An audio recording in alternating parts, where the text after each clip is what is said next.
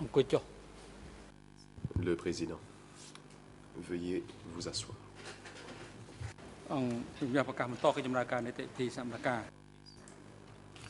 Reprise des débats. Une fois de plus, la Chambre laisse la parole à la défense de Ieng Sary pour l'interrogatoire des médecins. Vous avez la parole. Maître Carnavas, merci Monsieur le Président. Docteur, si l'on pouvait en revenir à ma question que je vous avais posée avant la pause, une question assez précise. Après que l'on ait fait passer des scans à Ieng Sary, avez-vous eu la possibilité de consulter le neurologue et de passer le rapport en revue, c'est-à-dire les résultats du scanogramme?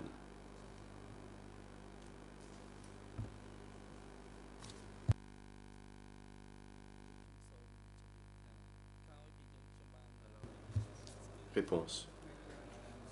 Permettez-moi de répondre ainsi. Après le scanogramme, c'est-à-dire le même jour où le neurologue a examiné les résultats du scan, en fait, le jour, il y a 2 jours, le neurologue est venu réévaluer l'état du patient. Cela fait donc 2 fois qu'il examine Ieng Sary. Il prévoit examiner Ieng Sary aujourd'hui, ce matin. J'ai aussi consulté le professeur qui nous aide aux soins intensifs.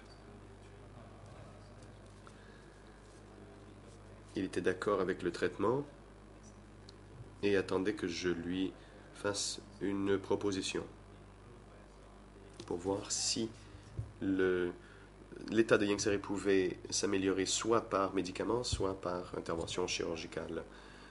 Maître Carnavas, je vous remercie, docteur, mais allons-y étape par étape, je l'apprécierais. Vous n'avez pas besoin d'essayer de déterminer les motifs de mes questions. Est-il juste de dire qu'après le scanogramme, vous et d'autres avez rencontré le neurologue pour étudier les résultats du scan?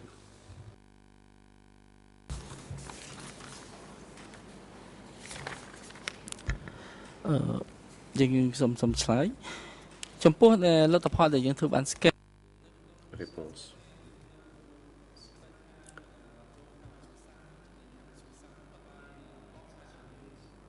Le spécialiste du service de radiologie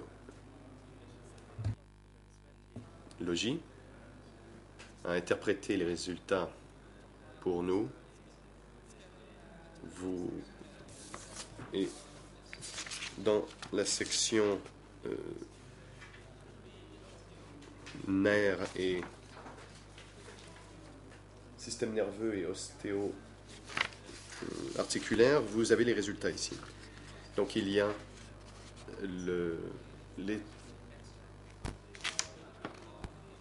y a 2 choses qui ont été retirées de la scanographie, du scanogramme, soit le rétrécissement des canaux cervicaux et une autre condition. Et nous avons discuté avec le radiologue et le neurologue pour voir quels étaient les traitements possibles. Maître Carnavas, allons-y étape par étape. Une fois que vous avez reçu le scanogramme et que le neurologue l'a étudié, car je crois comprendre que ce sont des techniciens en radiologie qui ont fait la scanographie, vous avez reçu le scanogramme ainsi que le neurologue. Avez-vous rencontré le neurologue pour parler du scanogramme? C'est oui ou non? Et je crois comprendre que vous dites oui.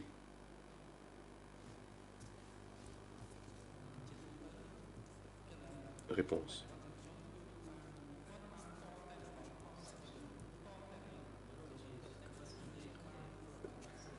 Le neurologue s'est rendu à mon service. Et j'ai reçu son rapport, qu'il a rédigé lui-même. Maître Carnavas, oui, c'est ce que j'essayais de savoir il y a 15 minutes. Donc, avez-vous étudié ce rapport avec le neurologue? Ou avez-vous pu le comprendre sans poser de questions au neurologue?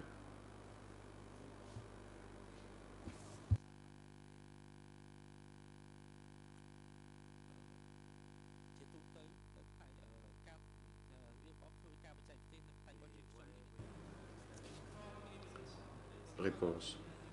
La méthode de travail au sein de nos services est la suivante. Une fois que l'on affecte un spécialiste à un symptôme particulier, on l'invite pour consultation et fournir ses opinions sur un traitement potentiel. Et c'est la pratique établie à l'hôpital, dans tous les cas. Si un aspect de l'état de santé de quelqu'un est neurologique, l'on invite le neurologue à donner son opinion et donner des conseils en matière de traitement. Question. Merci. Ce qui m'amène à ma prochaine question.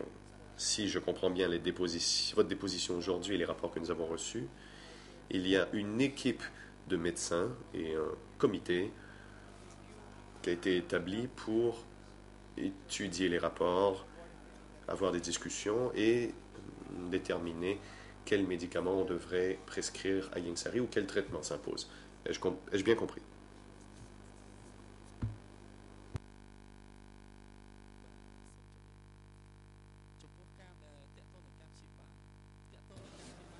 Réponse. Avant de commencer un traitement, je dois consulter tous les aspects. Par exemple, quels sont les médicaments prescrits par le neurologue? Quels sont les médicaments prescrits par le cardiologue? Je consulte ces experts avant que l'on prescrive et que l'on donne les médicaments aux patients.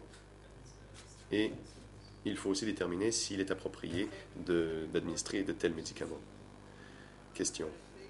Le rapport dont nous avons copie, celui en date du 19 septembre,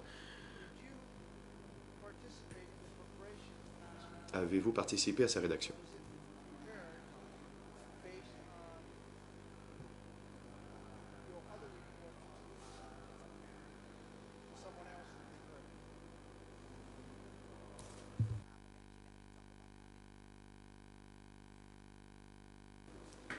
Ou était-ce sur la base d'autres rapports qui étaient adressés à quelqu'un d'autre que ce rapport a été préparé? Réponse. Le rapport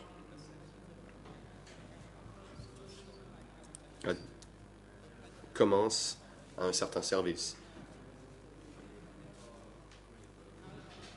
Un service envoie un rapport au groupe technique qui détermine s'il est approprié. Le groupe technique, par la suite, le transfère au directeur de l'hôpital pour qu'il y apporte son aval. Question. Et avant de venir déposer aujourd'hui, avez-vous consulté avec les autres médecins ou le comité? Et je crois comprendre que le professeur à votre gauche est membre de ce comité, si du moins j'ai bien compris les réponses qu'il a données au président. Est-ce que vous vous êtes réunis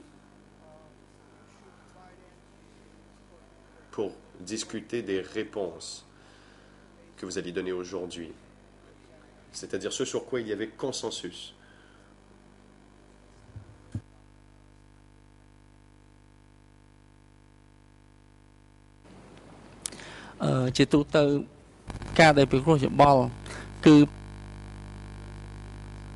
Réponse.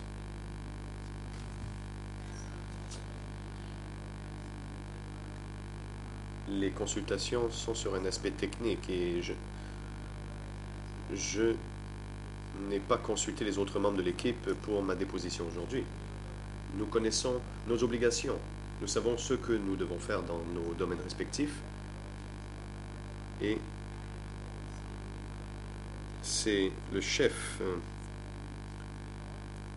qui vérifie si tous les aspects du rapport sont conformes. Aujourd'hui, par exemple, j'ai demandé à un professeur de venir nous aider aux soins intensifs pour les problèmes cervicaux du patient.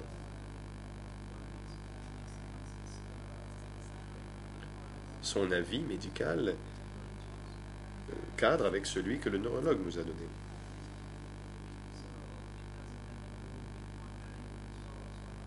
Donc il ne s'agit pas ici de... Enfin, on ne parle pas ici de ce que je peux dire ou ne peux pas dire dans le prétoire. Nous partageons le rapport, soit nous nous rencontrons en personne, ou on le fait par téléphone, Et en général, nous avons une réunion quotidienne le matin pour discuter de l'état du patient, pour voir s'il y a eu évolution de son état, ce qui s'est amélioré. Et tout cela se fait sur une base quotidienne. Question. Merci. Alors, que fait ce comité? Ou était-ce simplement une équipe de médecins qui participe au traitement médical de Yang Sari?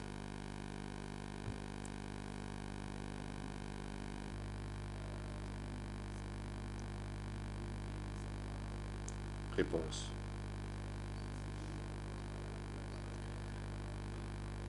J'aimerais demander la permission au président de permettre à mon confrère de répondre à cette question, car il est lui-même membre de ce comité.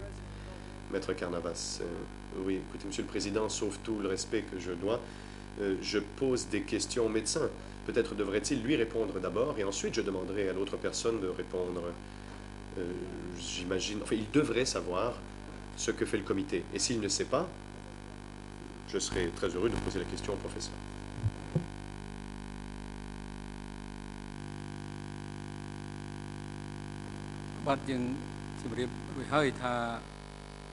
Le président.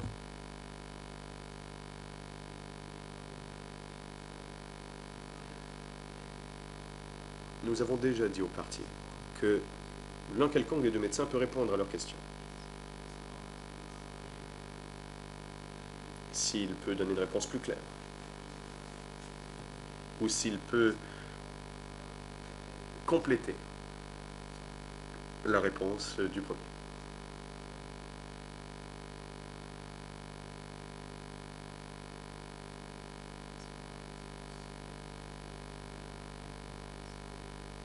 De plus, la portée des audiences d'aujourd'hui est limitée à l'état de santé de Yang Sari à l'heure actuelle.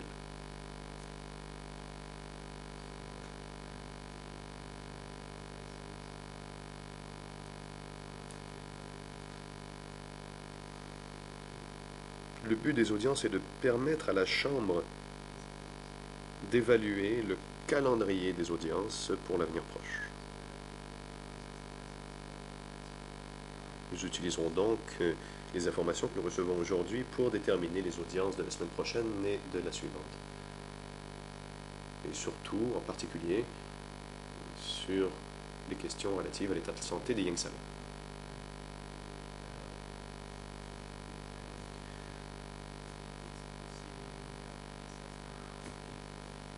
Nous ne pensons pas ici commencer à discuter de son état mental ou de son aptitude à participer au procès. L'objectif de l'audience d'aujourd'hui est de permettre à la Chambre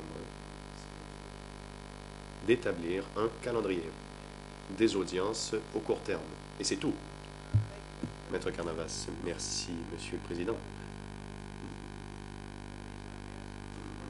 Ma question est pertinente, car ce médecin est ici et il dit que mon client est étourdi, qu'il a tel ou tel autre problème de santé. Nous savons maintenant qu'il y a différents médecins et qu'il existe un comité. Je souhaitais simplement confirmer si ce médecin ici parle au nom du groupe de médecins ou le comité. Autrement dit,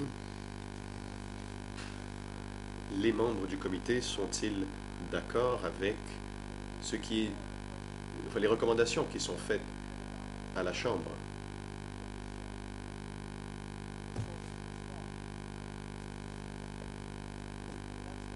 Voilà pourquoi je pose ces questions.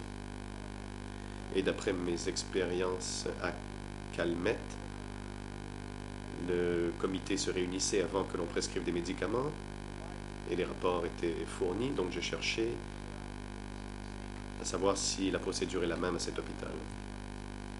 Nous serons donc ainsi certains que le médecin qui nous parle au nom de toute l'équipe de médecins, lorsqu'il dit que, à son avis, M. Yang Sari n'est pas apte, au point de vue physique, du moins pour le prochain mois ou deux. Voilà pourquoi je posais cette question. Ce n'était pas pour explorer d'autres triste.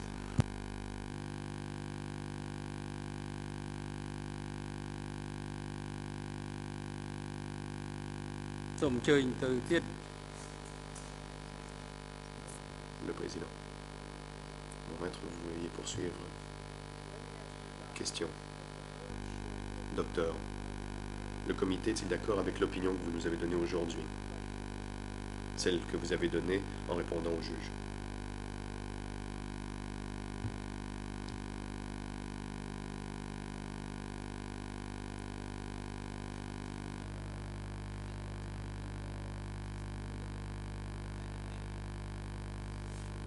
Réponse.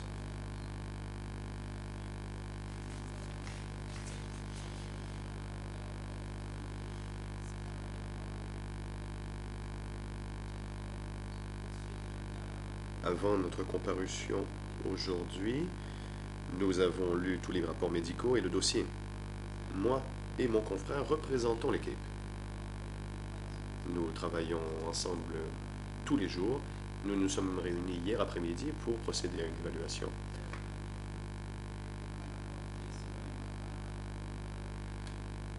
Et pour ce qui est donc des aspects techniques, c'est-à-dire que nous nous réunissons, et cela n'a rien à voir avec ma comparution ici, nous nous réunissons en équipe,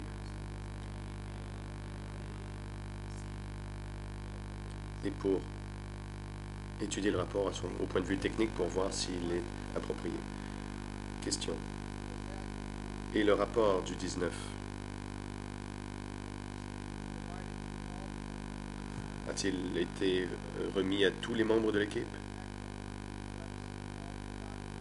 pour vérifier qu'il soit un reflet fidèle des opinions des différents médecins quant au traitement pour M. Yengsari? បញ្ហាដែលយើងតាក់ទងរាល់ថ្ងៃយើងធ្វើការនៅក្នុងទីពេទ្យហ្នឹងគឺថាគ្រាន់របាយការណ៍ Réponse. Les réunions quotidiennes portent sur les rapports et avant de rédiger un rapport, les médecins se réunissent et présentent un rapport à l'équipe technique pour qu'elle l'examine. Tous les médecins doivent connaître le contenu du rapport.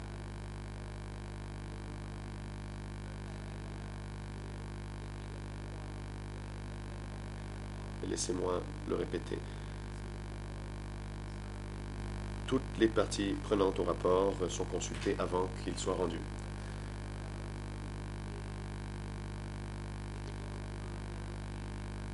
Pour vérifier que le rapport soit exact, car nous devons en confirmer le contenu. Question. Dernière question.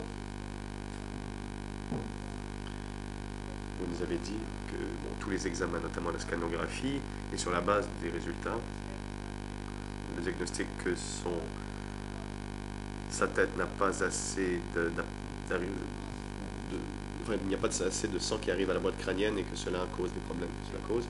Est-il possible que Yengsari fasse semblant? Qu'il feigne?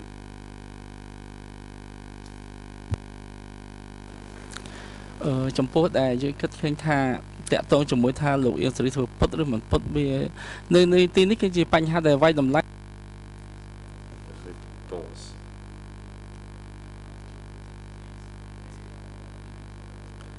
Ça, c'est une autre question. Ce que nous évaluons ici, c'est le physique, d'après les données que nous avons reçues du scan. Si les résultats de la scanographie ne sont pas assez clairs, nous ferons un autre examen. Il s'agit d'un examen technique ou une évaluation technique sur la base des données que nous avons reçues. Donc nous ne considérons pas qu'il fasse semblant ou non. Ce n'est pas une préoccupation pour nous. Ce qui nous concerne, c'est l'arrivée de sang à la boîte crânienne. C'est-à-dire les aspects techniques et leur interprétation. Donc pour ce qui est de la circulation sanguine dans la boîte crânienne, je demanderai à mon confrère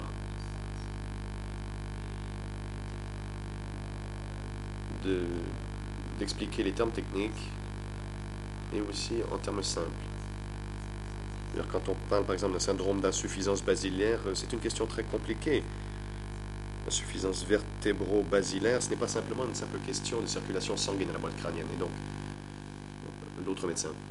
Permettez-moi de répondre. Bonjour, Monsieur le Président, Madame, Messieurs les juges.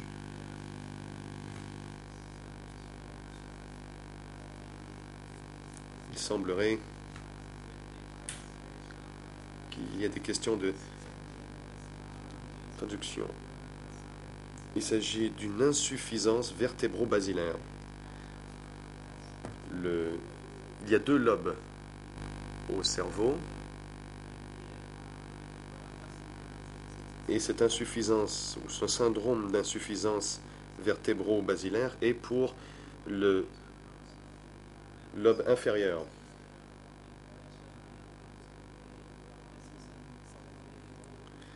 Quant à la décision du comité,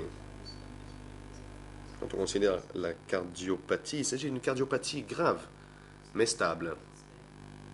Grave, mais stable. Maître Carnavas, quand je parlais de faire semblant, je pose la question car certains peuvent s'imaginer que M. Yengsari ou quelqu'un d'autre pourrait faire semblant. C'est-à-dire truquer la machine qui qui pousserait donc le scanographe à donner d'autres résultats. J'aimerais avoir votre réponse. Je pense connaître la réponse, mais j'aimerais que vous nous la donniez ici en audience publique.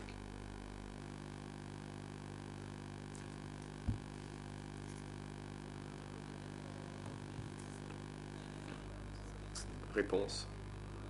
Quand on parle ici de scan ou de truquer ou de faire semblant, ce n'est pas simplement qu'on fait entrer quelqu'un dans une machine et qu'on obtient des résultats.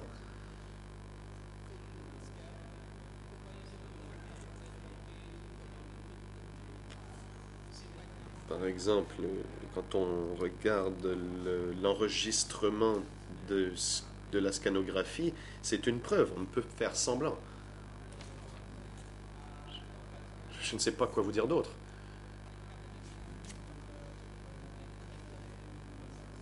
Donc, quand il s'agit d'une évaluation médicale d'un état physique, il est impossible de faire semblant. Ce que vous avez ici, ce sont des données techniques. Maintenant, pour ce qui est de faire semblant, au point de vue psychologique, c'est autre chose. Nous parlons ici de conditions physiques. Si ce n'est pas assez clair, on procédera à une autre scanographie. Maître Carnavas, merci beaucoup. Une dernière question. Avez-vous, ou est-ce que l'équipe médicale avait considéré si l'on devrait penser à des soins à l'étranger? Donc, par exemple, soit envoyer Yengsari à Bangkok ou à Singapour, à d'autres hôpitaux, il y a des spécialistes et des équipements un peu plus modernes qu'à votre hôpital ou qu'au Cambodge en général. A-t-on considéré cette possibilité?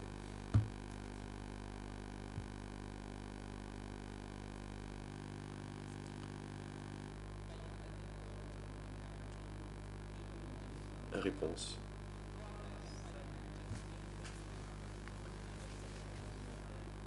Nous avons considéré cette option. Nous avons parlé avec les médecins de France pour voir si un tel traitement était disponible.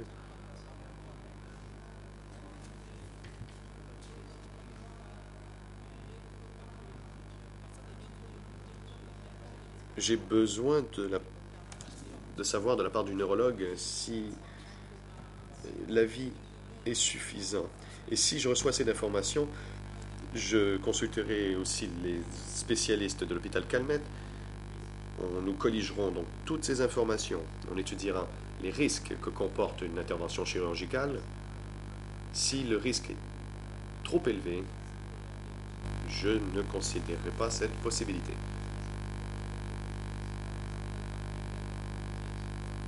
Et nos décisions se fondent sur les opinions médicales ou les avis médicaux que nous recevons. Et si et nous considérons la possibilité d'une intervention chirurgicale à l'étranger. Et nous en informerons la Chambre le cas échéant. Je tiendrai compte de tout cela et je remettrai en temps utile ces renseignements à la Chambre de première instance. Maître Carabas, je vous remercie, docteur, je n'ai plus d'autres questions. បាទអរគុណជាបន្តឲ្យមកសម្រាប់វិទ្យាជនទៅ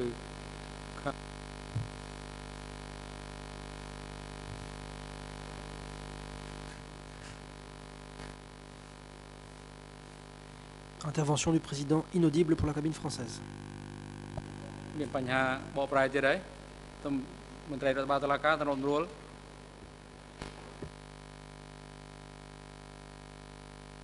បាទសូមអញ្ជើញឲ្យអ្នកសូមផ្ដល់វិទ្យាជូនទៅខាងថាបញ្ញា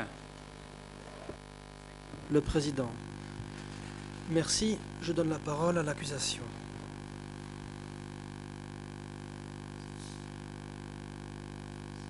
L'accusation. Merci, Monsieur le Président. Bonjour, Mesdames, Messieurs les juges. Bonjour à tous et en particulier aux médecins.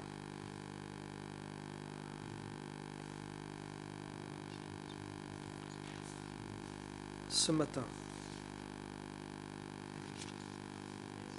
vous avez dit avoir suivi régulièrement M. Yengsari durant son séjour à l'hôpital. D'après ce que vous avez dit, j'aimerais vous demander si vous avez posé des questions à Yengsari concernant son état de santé général lorsque vous l'avez rencontré. Réponse. De manière générale, lorsque nous rencontrons un patient, nous lui posons des questions sur son état général, mais pas seulement. Nous examinons également son état cardiologique, ainsi que le problème d'adénome, en l'occurrence. Nous rencontrons le patient, nous l'auscultons,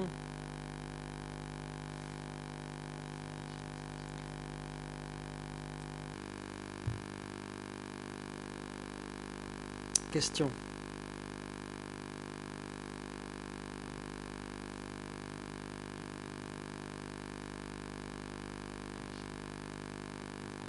Quand vous avez posé des questions aux patients, qu'avez-vous observé? Était-il en mesure de se concentrer et de répondre à vos questions? Réponse.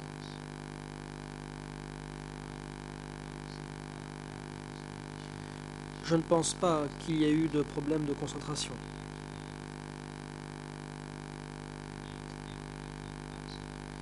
Il a fait de son mieux pour répondre à toutes les questions posées. Et il a donné des réponses plus complètes encore que celles que nous attendions, car lui-même était inquiet de son état de santé. Hier, je l'ai rencontré, je lui ai demandé de se lever, puis de s'asseoir, et nous avons observé sa mobilité, et lui-même a accepté de se conformer à nos instructions parce qu'il était lui-même inquiet pour sa santé. Question. Après vous avoir entendu ce matin, peut-on dire que lorsque vous avez posé des questions à Yengsari, celui-ci vous a donné des informations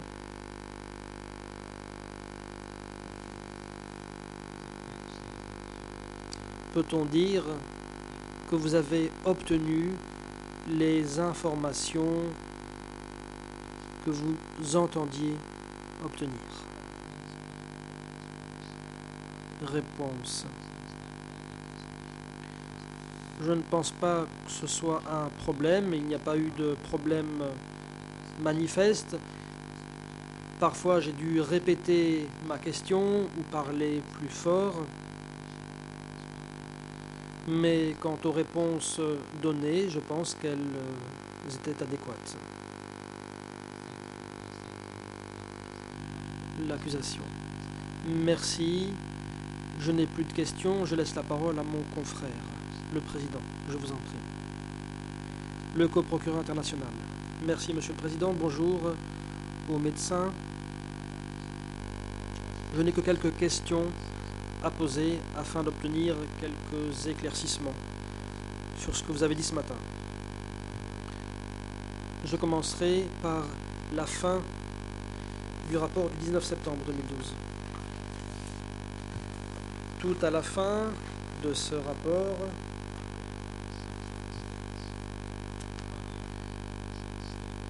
il est indiqué que l'évolution sur le plan cardiaque avait été stable durant les 10 jours d'hospitalisation. Ensuite, on trouve ce qui suit.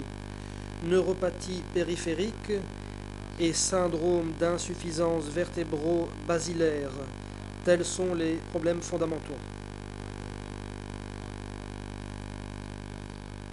Vous avez parlé de certains problèmes sous-jacents, mais pour nous aider à comprendre ces deux termes, pourriez-vous brièvement indiquer ce que veulent dire ces deux termes, à savoir neuropathie périphérique et syndrome d'insuffisance vertébro-basilaire?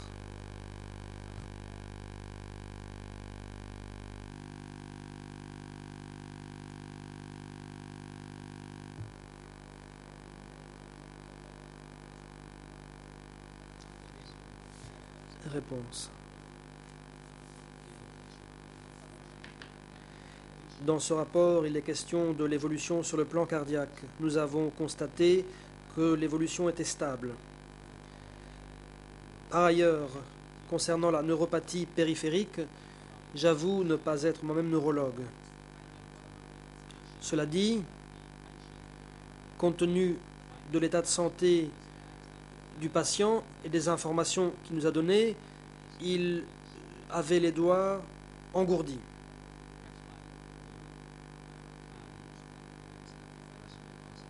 Nous avons considéré que cela était dû au manque de sang arrivant dans le cerveau. En ce qui concerne le syndrome d'insuffisance vertébro-basilaire à présent, nous avons consulté tous les médecins traitants. Et notre conclusion a été de dire qu'il existait un problème d'incodiscarthrose cervicale, ainsi qu'un problème de rétrécissement foraminal et un rétrécissement du canal cervical. Je ne vais pas m'étendre là-dessus, car les spécialistes concernés pourront établir des rapports là-dessus. Question. Merci. Le syndrome d'insuffisance vertébro-basilaire, est-ce ce qu'on appelle parfois en anglais syndrome Buddy-Pyler?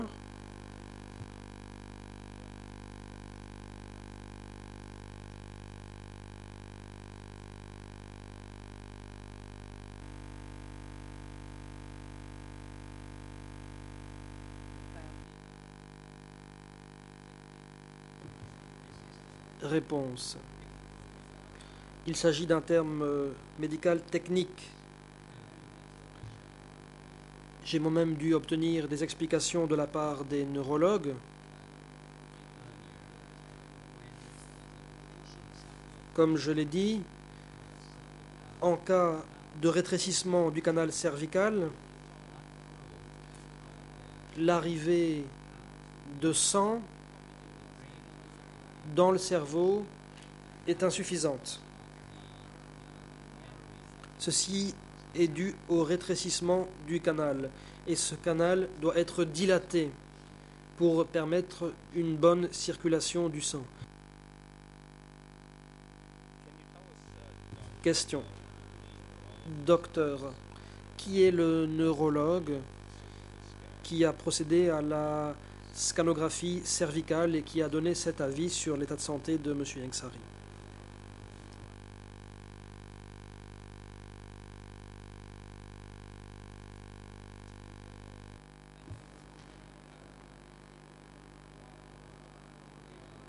Réponse. Le neurologue qui a suivi ce patient était le professeur Che La-hun, qui est aussi le directeur adjoint de l'hôpital. Je l'ai invité à donner un avis d'expert. Et en plus de cette personne, il y avait un autre professeur, un étranger, qui est en mission dans notre hôpital et qui apporte aussi son assistance.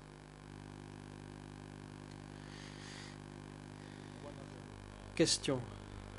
J'aimerais obtenir des éclaircissements sur un autre point concernant ce problème. Il s'agit des veines du cou de Yengsari. Au départ, quand vous avez donné des explications, en anglais, ça a été rendu comme étant un problème au niveau de la clavicule qui bloquait une veine. Or, à la lecture du rapport médical et compte tenu des explications que vous avez données par la suite, il semblerait qu'en fait le problème soit lié au disque et au canal cervicaux. Pourriez-vous préciser ce qu'il en est? Cette veine qui est bloquée, est-elle bloquée à cause du disque cervical ou bien à cause de la clavicule?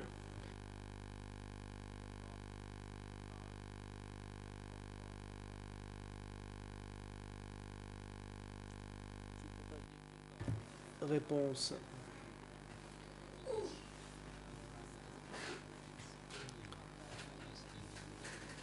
Il est difficile d'expliquer cela sans recourir à des termes spécialisés. S'il y a un problème au niveau du disque cervical, il y a une compression de la veine et du coup le sang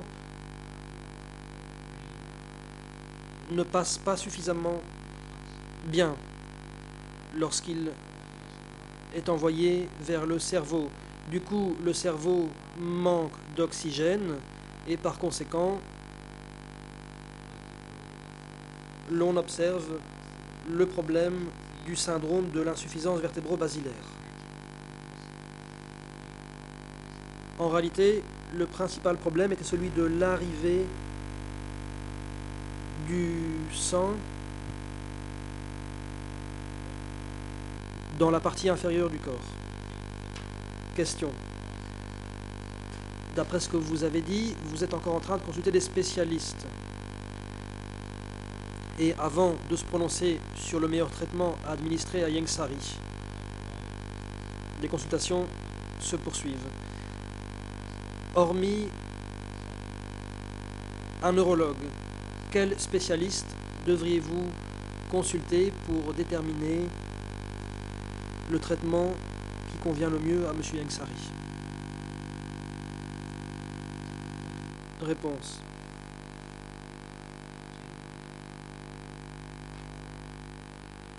De manière générale,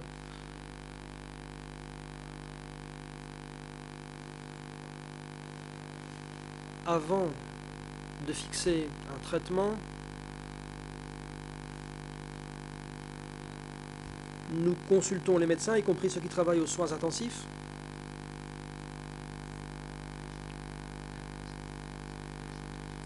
Des consultations se font en consultation avec le docteur Chi Li-heng et avec le consultant étranger. Hier, tous se sont rassemblés et un examen clinique a été effectué. Nous avons aussi écouté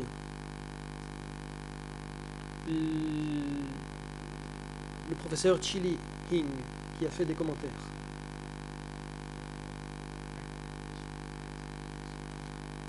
Les recommandations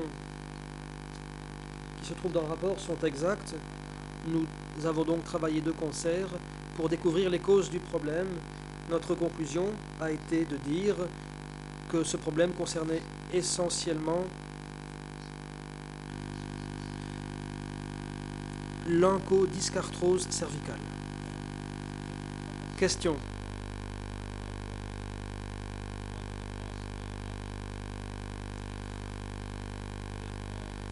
L'une des options de traitement consisterait-elle à administrer des médicaments aux patients hors de l'hôpital, ou bien est-ce que les seules options envisageable consiste en un traitement en milieu hospitalier.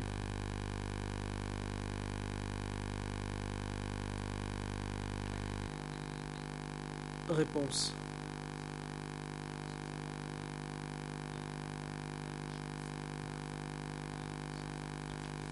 Concernant le traitement, j'ai consulté le neurologue et d'autres spécialistes.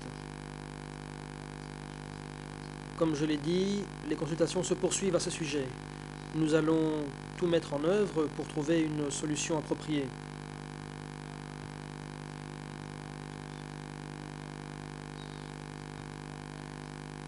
Une fois que le neurologue sera rentré de l'étranger, nous allons mener à bien les consultations et énoncer des recommandations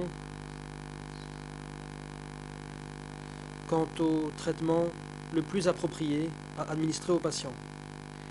Pour l'instant, nous ne sommes pas en mesure de donner des conclusions claires concernant les meilleures options de traitement. Question. Il me reste encore quelques questions. Je passe à un autre point, à savoir la question examinée avec vous par le juge Lavergne, en l'occurrence la dyspnée. À la lecture du rapport médical de l'hôpital, lorsque Yang Sari était admis à l'hôpital, le diagnostic a été celui d'une dyspnée de niveau NYHA 3. Et le 19, la situation s'est améliorée et on était arrivé au niveau 3. Le document précédent que j'ai cité, c'est un rapport daté du 11 septembre 2012.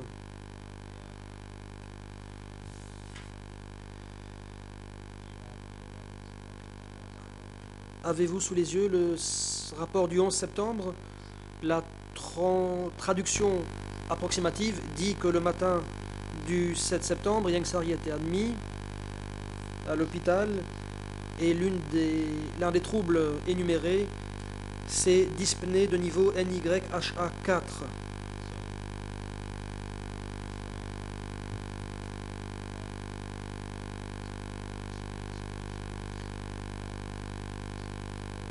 Lorsqu'il est arrivé, était-ce degré 4 ou degré 3? Et est-ce que le traitement a permis de faire passer son état au degré 3, le cas échéant?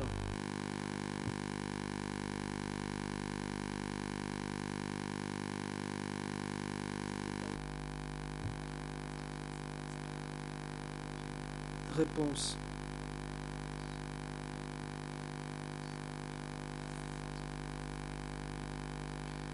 Si l'état de santé est stabilisé, nous n'intervenons pas.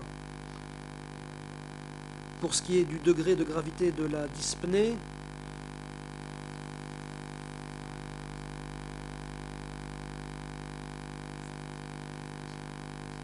nous n'avons rien constaté de particulier.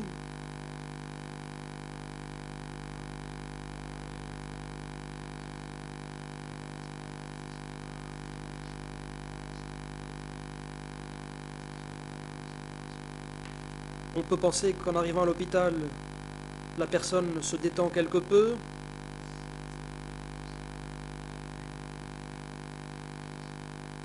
Et donc, logiquement, la gravité de la dyspnée devait se situer entre 3 et 4.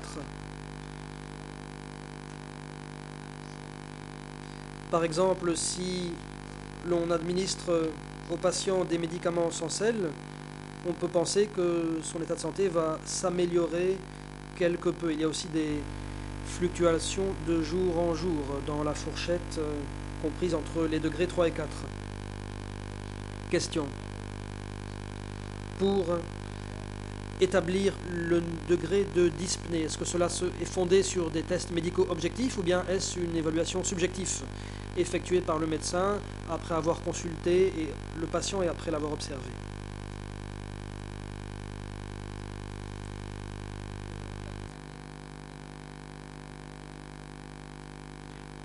Réponse.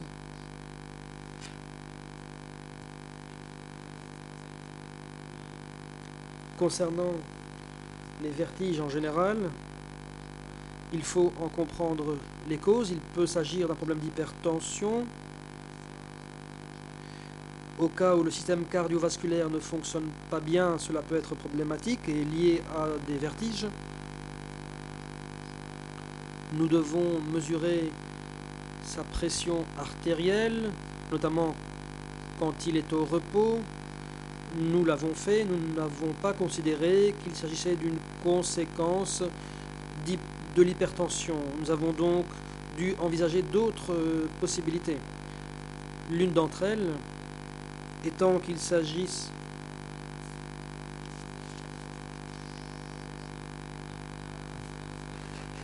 d'un problème de parasthésie périphérique ou de syndrome d'insuffisance vértébro-basilaire qui serait à l'origine de ces vertiges. Après l'examen neurologique, nous avons consulté les médecins traitants.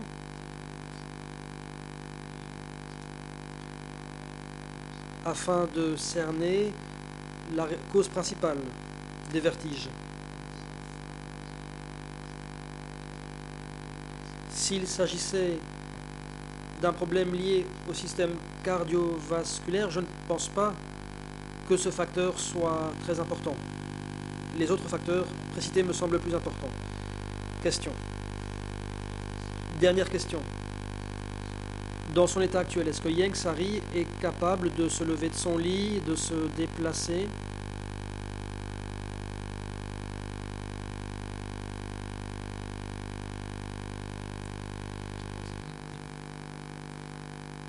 Réponse.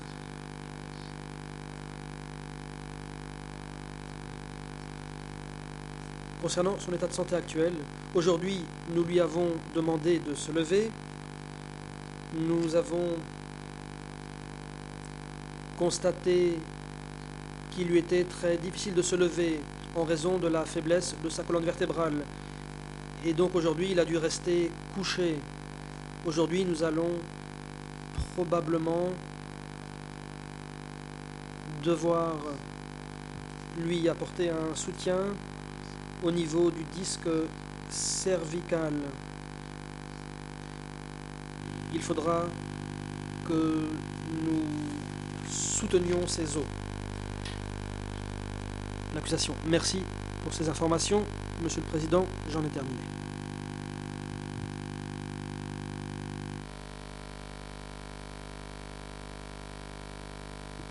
Le Président. Merci. Qu'en est-il des co-avocats principaux pour les parties civiles? Avez-vous des questions à poser aux témoins? Si oui, je vous en prie. Maître Pikang. Merci beaucoup, Monsieur le Président. Bonjour, Mesdames, Messieurs les juges. Je n'ai que quelques questions à poser. Je vais laisser la parole à mon estimé consoeur, Maître Simonofor. Après avoir posé mes propres questions. Bonjour, docteur.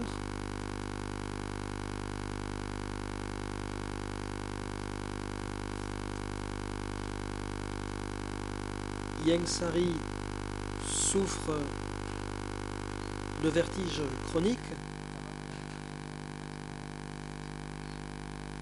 n'est-ce pas? Réponse. Concernant les vertiges, si le patient s'allonge et reste immobile, il n'y a pas de problème. Par contre, s'il doit se lever, alors il est pris d'étourdissement et de nausée. Question.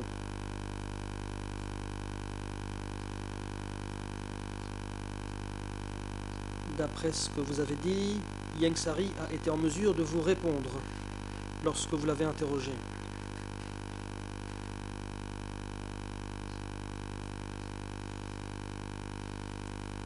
Quand vous lui avez posé des questions, selon vous, est-ce que Ieng Sary était en mesure de comprendre ces questions? de manière à pouvoir y répondre. Par ailleurs, combien de temps votre entretien avec lui a-t-il duré? Réponse.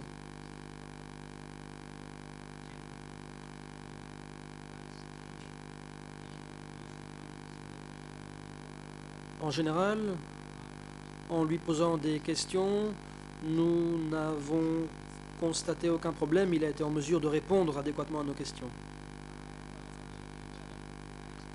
En général, chaque rencontre avec le patient a duré quelques minutes.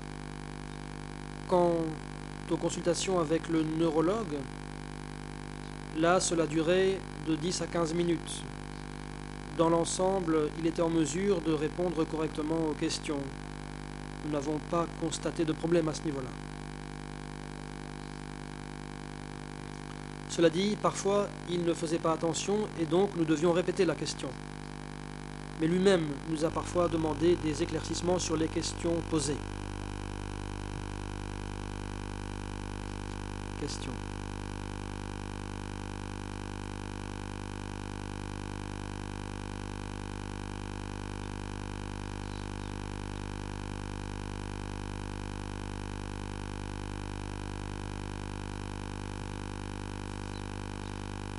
Vous avez dit que les entretiens duraient une quinzaine de minutes. Selon vous, est-il resté concentré pendant ces 15 minutes? Réponse. J'ai constaté qu'il était fatigué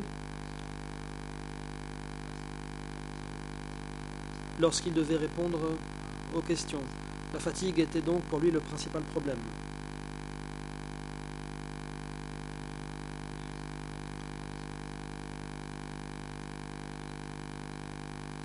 Si nous parlions plus fort, lui-même essayait de répondre plus fort, ce qui le fatiguait. Nous avons dû limiter la durée des entretiens. Je pense que la durée maximale a été de 15 minutes. L'idée était de ne pas trop le perturber. Nous faisions donc de notre mieux pour ne pas le perturber.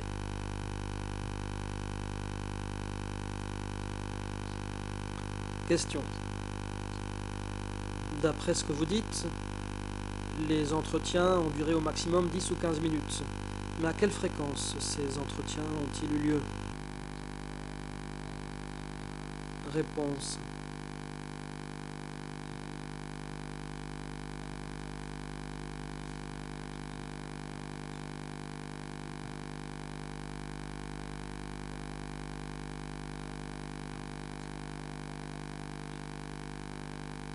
Nous n'avons pas compté le nombre de fois, mais hier et aujourd'hui, nous avons essayé de soutenir sa colonne vertébrale et son cou. Quant à la fréquence des entretiens, nous n'avons pas compté. Ce que je peux vous dire, c'est que nous voulions le laisser se reposer dans la mesure du possible. Nous ne voulions pas qu'il ne bouge, car s'il devait bouger, il avait mal au cou et cela pouvait aussi engendrer des complications. Question.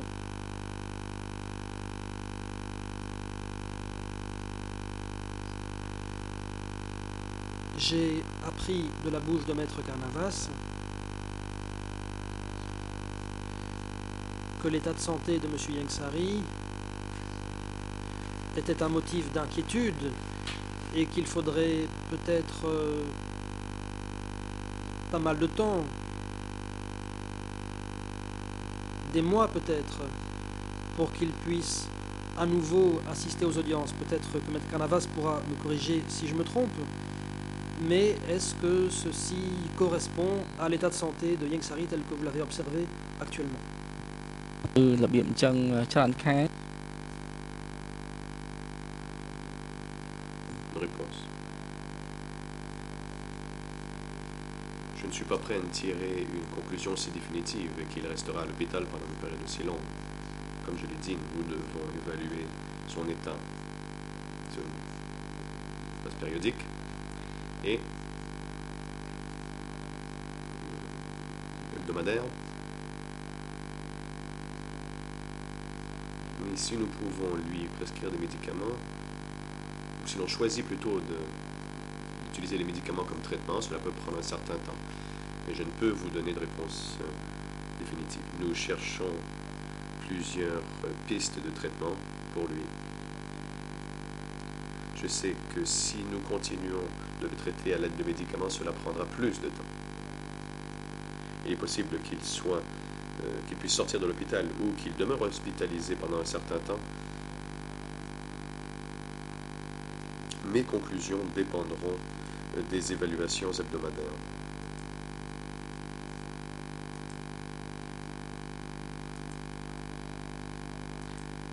Et les problèmes de santé de Ieng Sary nécessitent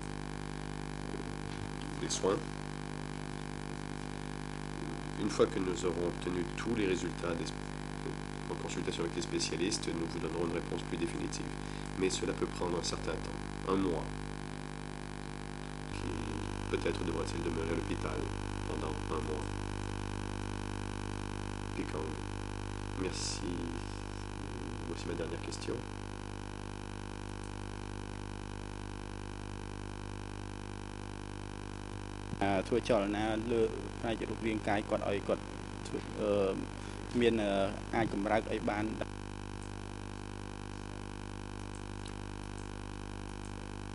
Avez-vous décidé d'une thérapie physique quelconque pour Ieng Sary?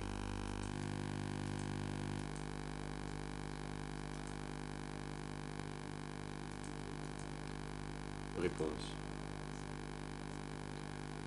Pour ce qui est de traitement physique, certainement, nous l'encourageons à faire certaines choses. Il a de la difficulté à se déplacer, donc il y a bien sûr certaines limites à ce que nous pouvons faire avec lui.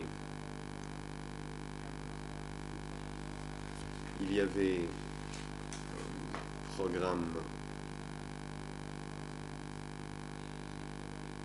d'ergothérapie qu'il devait faire 3 fois par semaine, mais en quoi cela consistait, je n'étais pas certain. Il devait bouger, faire des mouvements avec les mains et les jambes.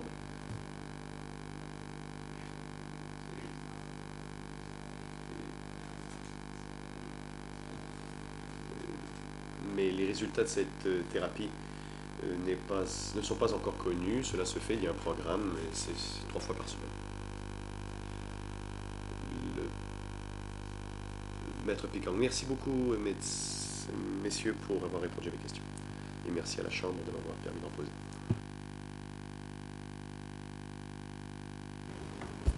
Oui, bonjour Monsieur le Président, bonjour Mesdames et Messieurs les juges, et bonjour à tous, bonjour à vous, Messieurs les médecins.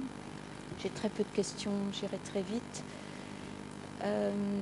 Ma préoccupation, c'est évidemment les audiences à venir, comme l'a rappelé Monsieur le Président, puisque pour nous, chaque jour compte ici.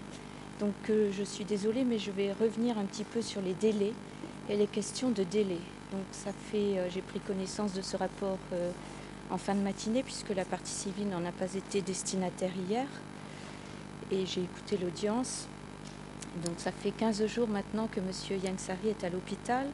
Vous avez expliqué que, en raison de son état physique, il ne pouvait pas sortir. Et vous avez dit qu'il y avait une décision à prendre quant à une opération. Est-ce que vous pourriez nous dire dans quel délai cette décision va être prise quant à une opération ou un traitement par médicament? Je veux dire en termes de jours, de semaines, de mois. Pouvez-vous préciser?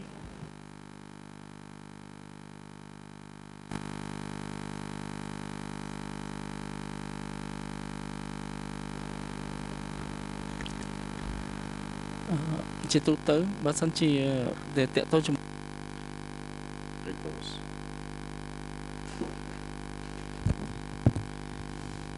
Il y a d'habitude pour les interventions chirurgicales. L'intervention chirurgicale plutôt est une possibilité. Et bien sûr, cela dépend entièrement des recommandations de chacun des spécialistes. Si nous en arrivons à la conclusion que l'intervention chirurgicale sera le traitement approprié, eh bien, nous devrons aussi étudier le meilleur moyen de faire une telle intervention. Nous devons tenir compte de plusieurs facteurs. Les troubles cardiaques de Ieng Sary.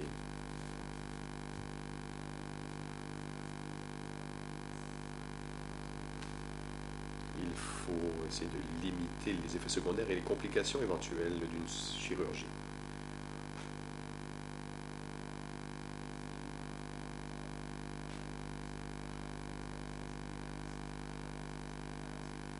Donc,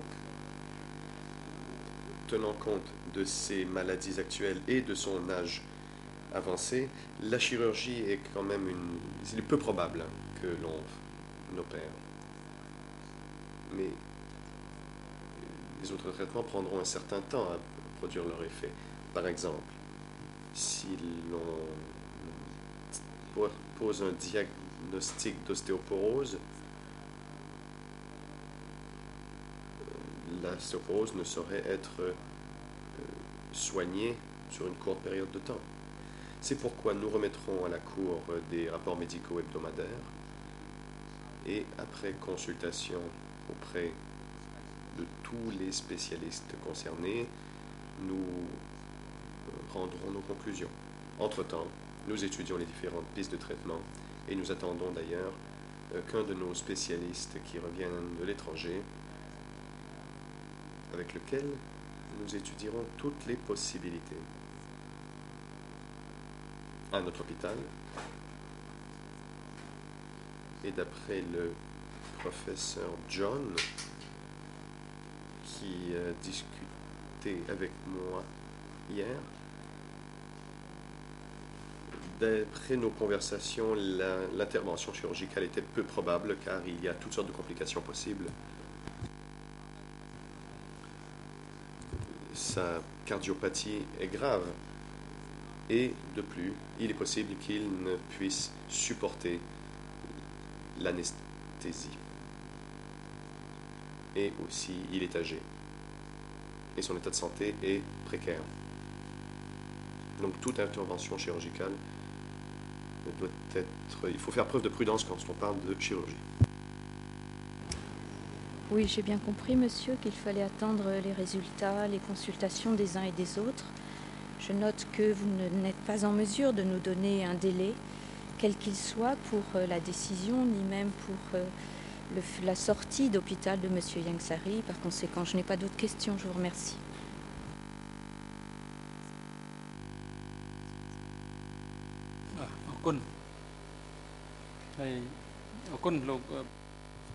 Le président.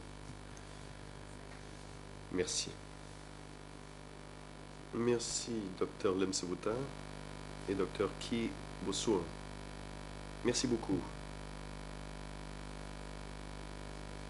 d'être venus aujourd'hui pour déposer sur l'état de santé de Ieng Sary. Voilà qui met fin à votre témoignage devant cette cour. Vous pouvez rentrer chez vous ou à l'endroit qui vous plaît. Et j'aimerais une fois de plus exprimer la gratitude de la Chambre. Merci d'être venu et d'avoir pris de votre temps précieux pour déposer devant la Chambre. Je vous assure que votre comparution aujourd'hui est très importante pour permettre à la Chambre de prévoir les audiences dans le dossier 002/01. Et nous vous souhaitons bonne chance pour la suite et bon succès.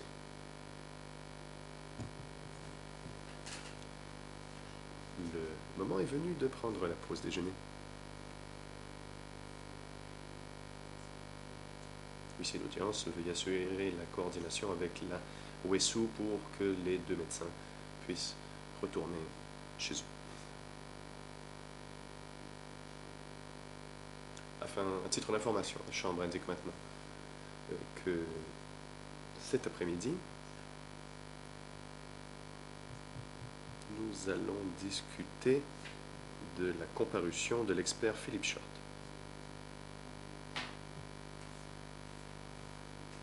Il semblerait qu'il y ait